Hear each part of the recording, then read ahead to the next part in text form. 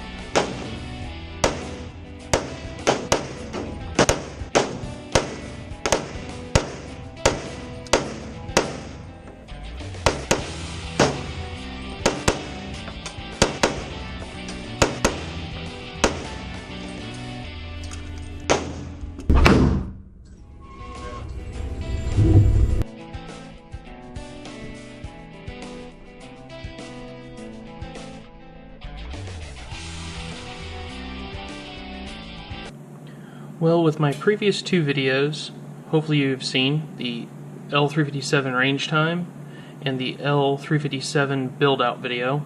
You would have a parts list and know some of the parts that we started with. For those that haven't got to see it, if you don't mind, check them out. They'll give you some content to what is going on. Well, to start off, for those that haven't seen it, when you get this conversion, you end up getting a barrel with a extra extractor spring that comes standard with any of the barrel purchases from Ranger Point Precision. On top of that, we had also upgraded to a solid guide rod and the brass recoil weight, along with a muzzle compensator, all chambered and set up for the 357 SIG. With the original video that I did, you'll actually see the install when I put in the new extractor spring. This spring system, when you get it, actually comes with a quick install explanation from Ranger Point. In speaking to them and going through this, there was a little bit of a clarification that needed to happen. They give you this extra spring due to the different generations. For the A1 model of guns, your original 2s did not have the extra roll pin. Some springs were weak. Some of the extractors had been replaced with later model extractors due to the failures in Gen 2 and 3 that were just inherent in the pistol. So, with getting this extra spring, as I can show you here, it is actually an assistant spring. I had stated in the original video and showing how to put it in that go ahead and just set it up. I would recommend when you first do this conversion, do not do this. Wait on this spring and see if it is necessary that you actually need it. If you have a weak extractor or if the chambering and everything is just a little tight, you need that extra pull. I did make the mistake and I threw it right in, not totally getting with the actual literature, and figured, I would just add it all and start from there. And it was kind of a small mistake, but not so much. It was just had to remove the extractor spring, back out, go back to the original one. That was all that was necessary. So when you do that, that was the only problem that I had in doing this, was just a clarification error. So again, if you do this, wait on this spring, because once you put it in, it becomes extremely difficult due to the increased pressure here on the extractor to get this back out. When I did it, it took about 20 minutes to get this out without scratching a gun or breaking off a flat blade screwdriver when removing the extractor out. After that, we've done a little over 2,500 rounds, but with the title of the video being 2,500 round review, I can guarantee that I've shot that much myself through it. I have let a few other people, which you'll see during this video, enjoy the gun.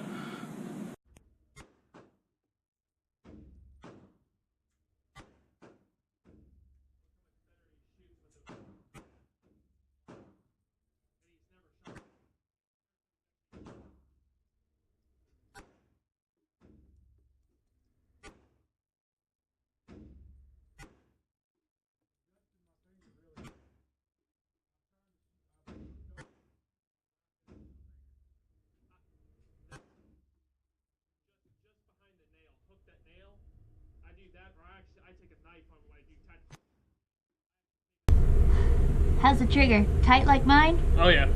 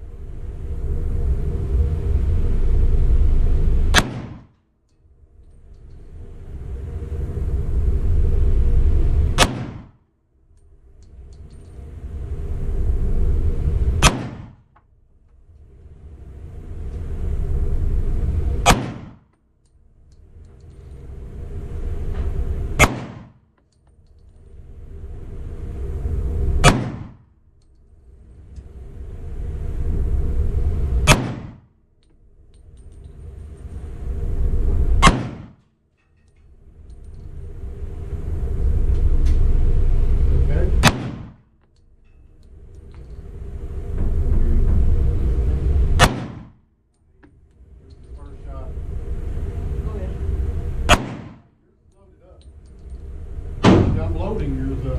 I'm trying to load them up. That was yours.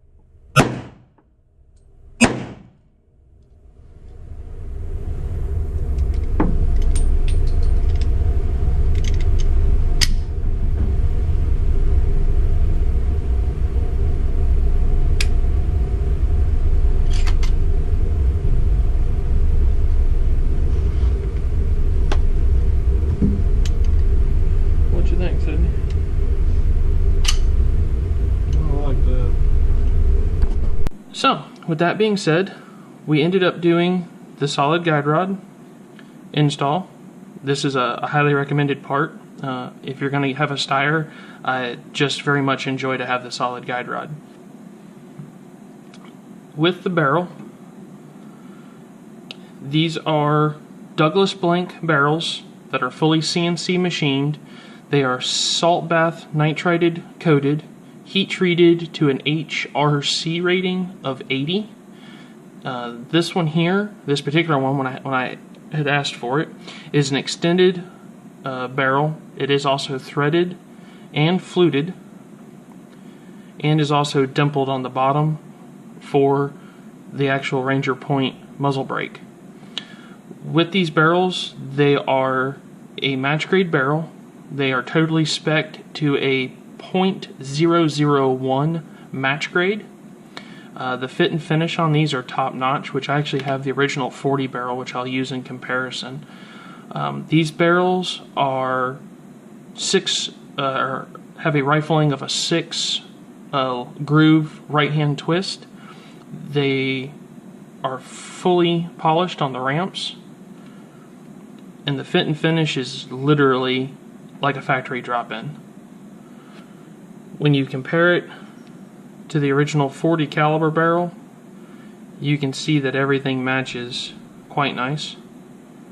For all your lug sizes, there's no issues in your recoil guide rod springs. Even if you choose to use the factory one, everything matches and is set to the same specs.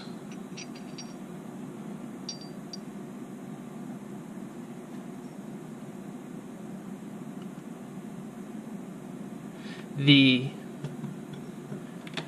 threading on these barrels can come in two different variants, one in the European left-hand thread and then the American or the NATO standard 1/2 by 28 threads.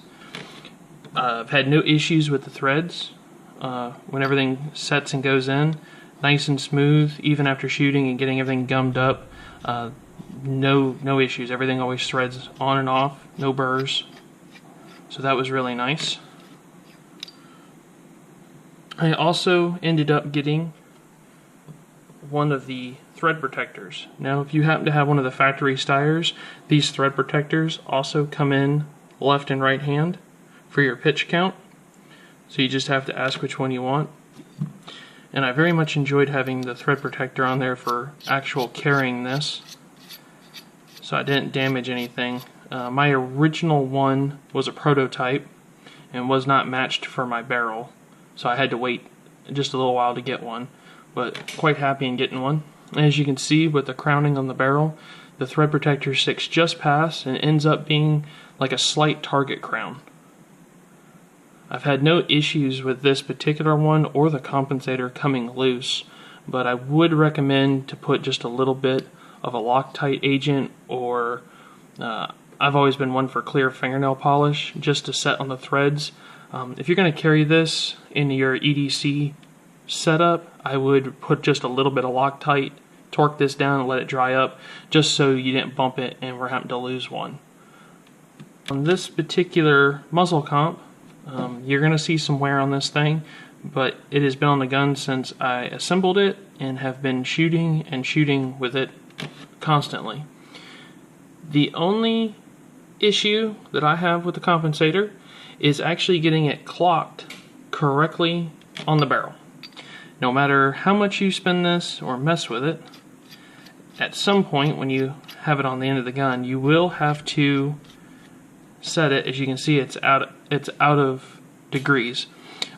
It's really simple. With a little bit of thread lock, all you have to do is just back it off. Do not try to cram this and over rotate it, you'll damage the threads. Just back it off and then set your set screw and you'll be good to go.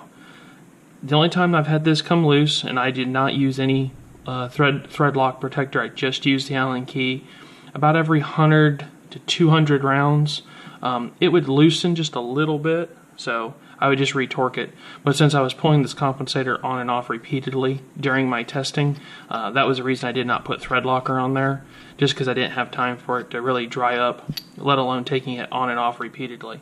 But if you are going to run this compensator in a more of a full-time manner, definitely put some Loctite on it. That was the only issue that I had out of that. And again, I would do the same if you're going to run your thread protector in a regular basis. Make sure you put a little bit of Loctite on there. The actual top of the chassis, there's nothing done different in this upper receiver for your slide, except for the extractor spring if you do need to change it out, but do wait to change out this one. The solid guide rods are pretty self-explanatory. Your original ones are polymer. This here's the one out of this particular gun. All you need to do is to heat the tip. When these are produced, they're done in a machine. These are not Allen keys on the back, so they do not unscrew. If you do this, you will destroy your polymer guide rod. They will be of no use anymore. When you do it, get a rag, grab onto the spring, since these flat face springs are known to be just a little sharp.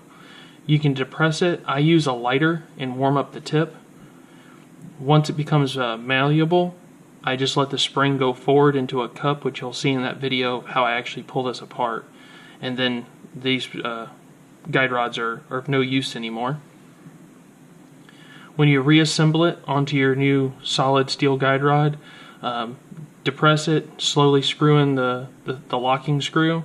It actually comes with a little bit of thread lock on it, but you can add just a little bit more to it if you wish, and then you are all good to go.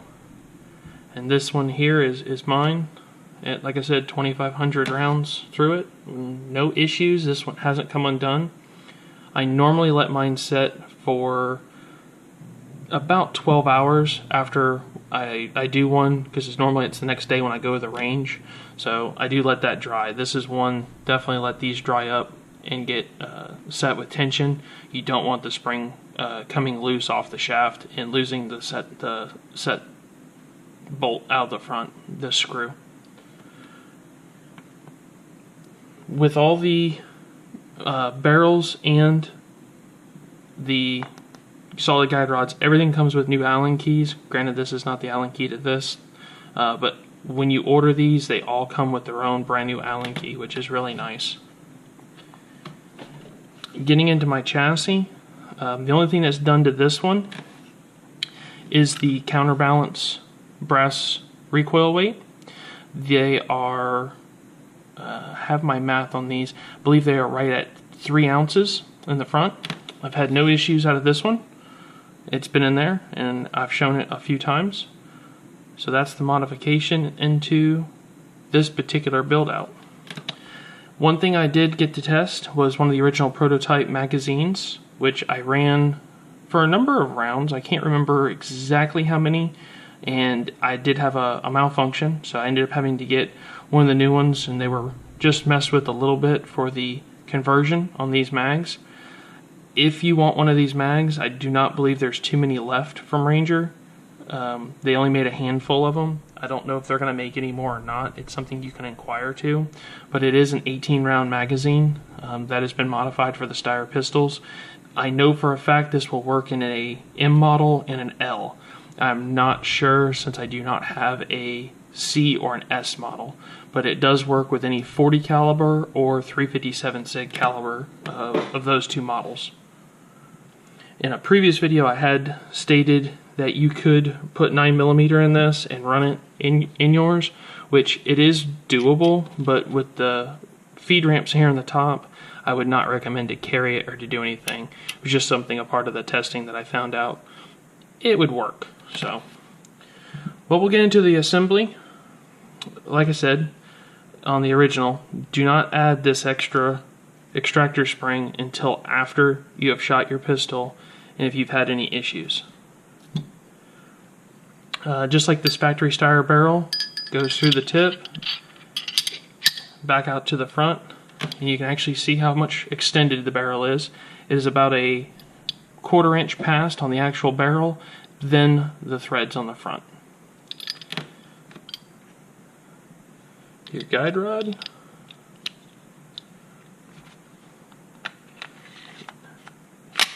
Attached to your chassis.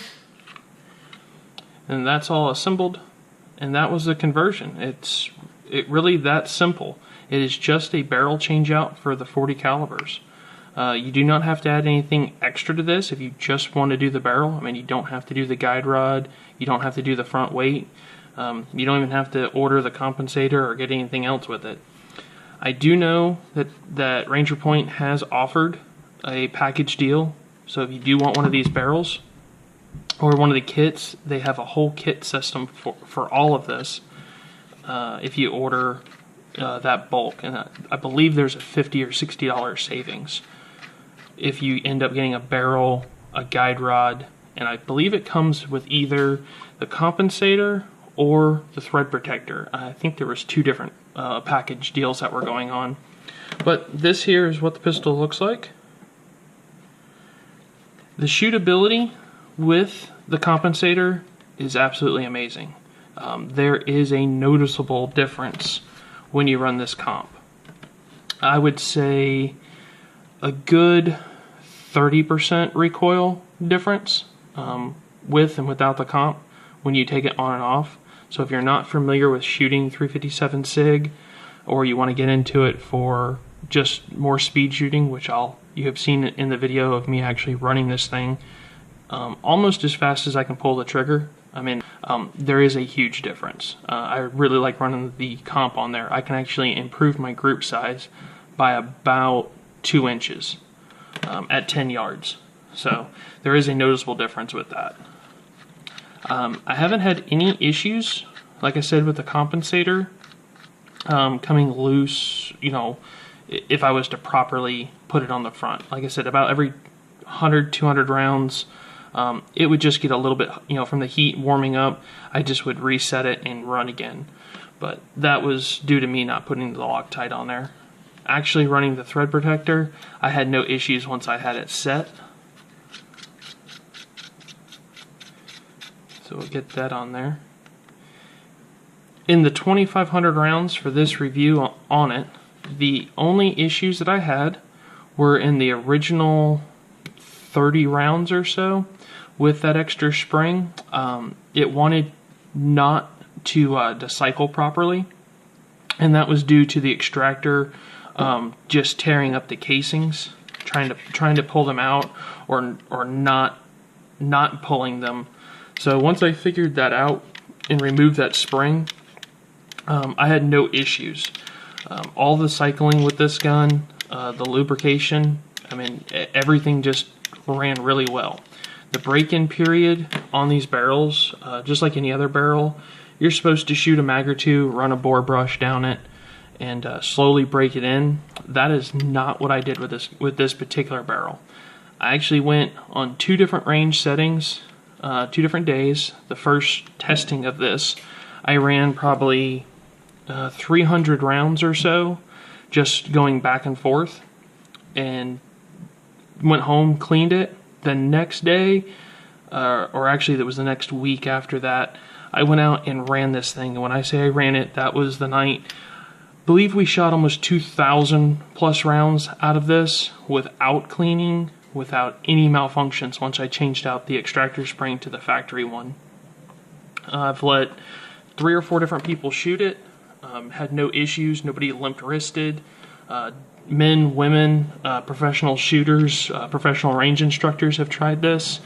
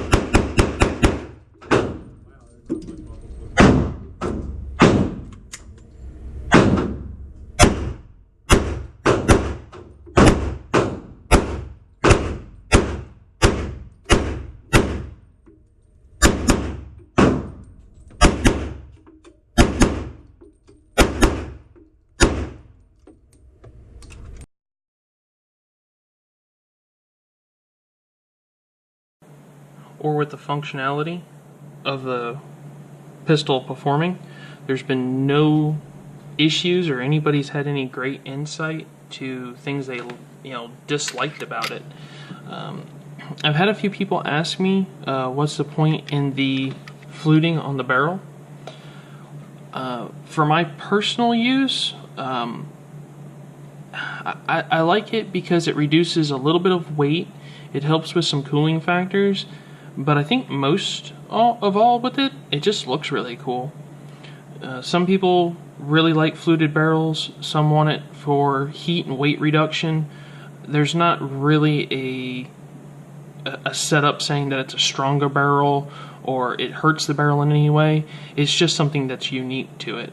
More of a just into a design. There are some minor performance gains to it, and just like I said, heating on the barrel. In shooting this, with all the rounds that we went through, I never really had an issue of overheating the pistol. I did have an issue of overheating my finger. After 10 mags or so, your hand gets sore from shooting, so you switch out and you run a little bit different. That was about it. Had a good blister on the finger for a couple days. Just constant shooting this thing and trying to make it break or fail. So that is with that. The extended magazine is a little uncomfortable if you try to appendix carry, so I would not recommend to do that. I only use this particular mag when I'm at the range, just due to the extra size increase. So you can see there all how it looks.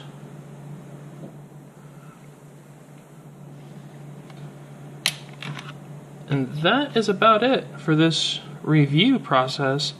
If you have any questions or something I did not cover for this review, let me know. I'll try to answer all the questions I can or set you in the right direction. That, I believe, will do it, y'all. Well, the next time you see this pistol, hopefully it will be not looking the same. I'm actually working on a prototype design to have this all CNC cut, to do all new milling in the top of the slide, some porting to a barrel, so you don't have to run a compensator. I like magna porting, so I'm working to see if that's going to function and come out. But hopefully the next time that you actually see this pistol and I'm doing a review on it will be of my new design on having it all cut and modified. So until then, this will be the end review for the Steyr conversion to L357 SIG.